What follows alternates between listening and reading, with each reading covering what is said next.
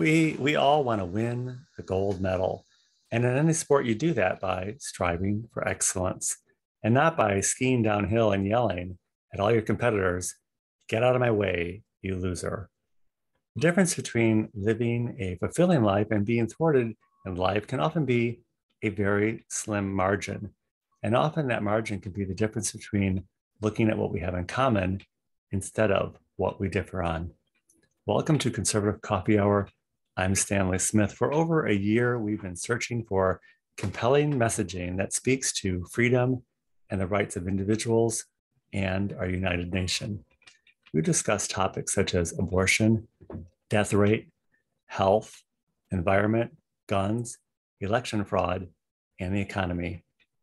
These are all controversial topics. And then we layer in the concept of being a patriot versus being woke, being Republican or Democrat, a liberal versus a conservative, not to mention the discussion between the difference between news, intel, and conspiracy, let alone the topic of the truth. You can see how we need a de-escalation model right away. The bottom of the de-escalation pyramid is name calling, and this is the most common form of reaction to anything that seems counter to our own personal belief. So similar to skiing downhill at the Olympics and yelling at everyone, we can see that it probably detracts from our mission and ultimate goal. And what is our ultimate goal? Our goal is to move from yelling, calling people an idiot, attacking a person's character, and giving opposition without any supporting evidence. Instead, we need to contradict the premise with supporting evidence and bringing to light mistakes with reason and refuting the central premise of the error.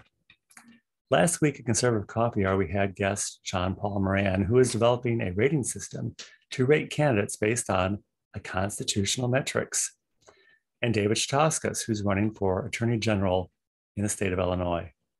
John Paul shared his dismay that in this country, most people agree on 80% of things and disagree only about 20%.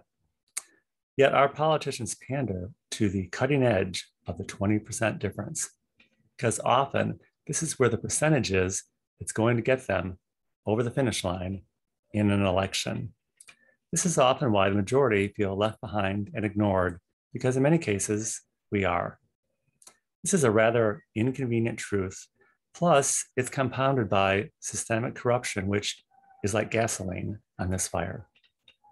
David Chitauskas explained that in Illinois, the Attorney General's office is intended to serve as a check on the power of the governor, but this role has been subverted and the rights of the public have been eroded. David also said that it's not uncommon for politicians to moderate and de-emphasize particular platform items so not to alienate the needed block of voters in the 20%.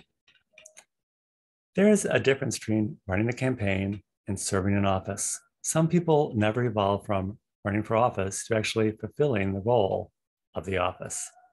You might run on a particular cure for social ills, yet the best thing to do once elected might be never to consider actually implementing that remedy. In the field of medicine, we have the curative and the palliative.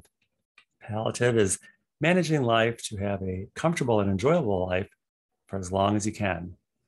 Curative is about solving a problem to ensure the person lives, even if the process kills them.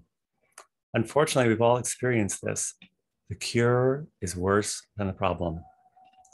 Conservatives collect Social Security and use Medicare, which are the hallmarks of the Democrat Party, yet no conservative or Republican is campaigning to get rid of them.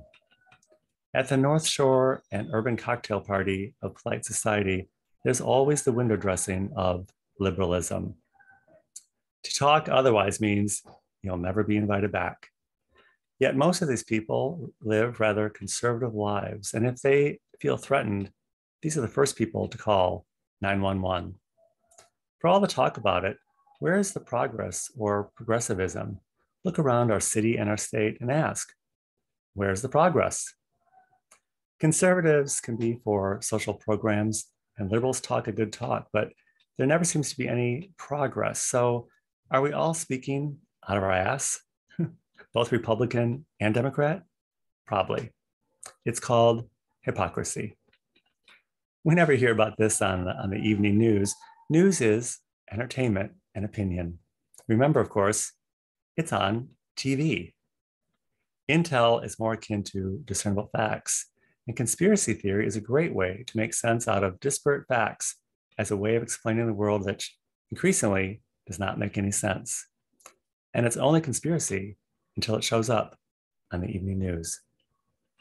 In the meantime, we're all skiing downhill, screaming at everyone to get out of our way, and the 80% of our lives is being thwarted by the 20%.